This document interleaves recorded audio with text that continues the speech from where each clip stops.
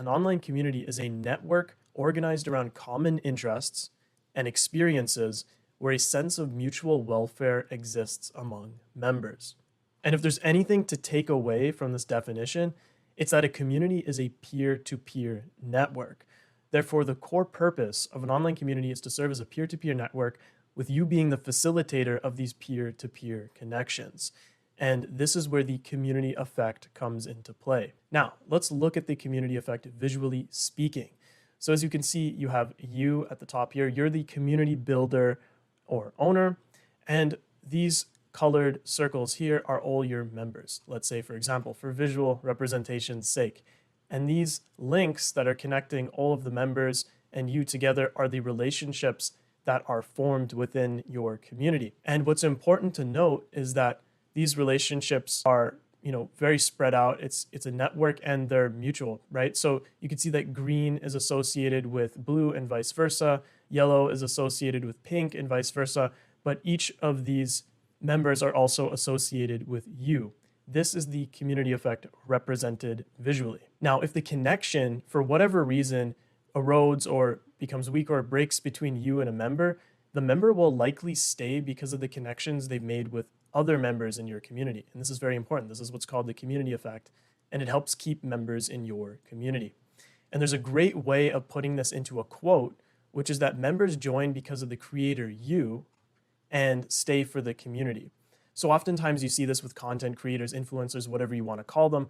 What happens is their audience joins their community because they want to get closer to the content creator in question, but then they end up just staying for the people in the community that they met, the peers, the like-minded individuals that they've associated themselves with. And that's what you're striving for in your community. You want these bonds to be formed between members and not just with you and your members on an individual basis. So this is what you want. You want the community effect in your online community. Now, this is what you don't want. You don't want the guru effect. So the guru effect, as you can see, is a little bit more simple compared to the network of the community effect. In the case of the guru effect, there is only a one-on-one relationship between you and individual members. So as you can see, there is no interconnectedness. There is no relationships that are being formed between the individual members amongst themselves. This is not what you want. You do not want this.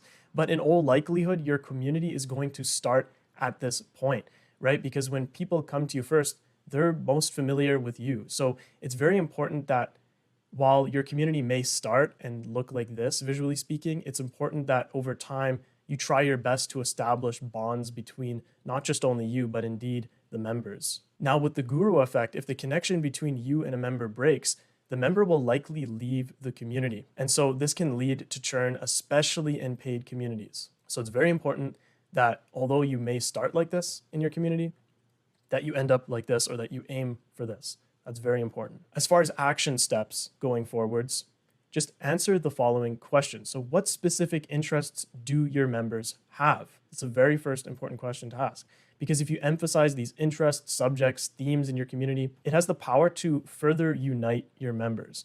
So for example, here in Community Builders, the common interest you could say is community building on Skool with the purpose of providing fulfilling community experiences. But of course, this will differ. The interests will differ depending on your community. So in the context of, say, a bodybuilding one, it would be bodybuilding with the purpose of bulking, or a philosophy community, stoicism with the purpose of mastering one's emotions, etc. The next question you're going to want to ask yourself is, what experiences do your members have in common? And you want to emphasize these experiences in your community because, again, they have the power to further unite your members. So for example, a common experience that members have in Community Builders is struggling with community engagement. In a bodybuilding community, it would be perhaps struggling with being skinny fat, or in a stoicism community, it would be falling prey to negative emotions, etc. Now, the third question is, how can you get your members to start caring about each other's progress? And in so doing, you're going to come up with incentive systems to get your members to start posting more, liking each other's contributions, and initiating discussions. And for example, this could look like featuring challenges, hosting live call events, starting discussions, etc. Sky's the limit in terms of the creative solutions that you can have to answer this question. Again, if you're starting a Skool, I put my affiliate link in the pinned comment as well as the description of this video. If you use it, I'll send you my launch checklist and you'll be able to book a free setup consult with me.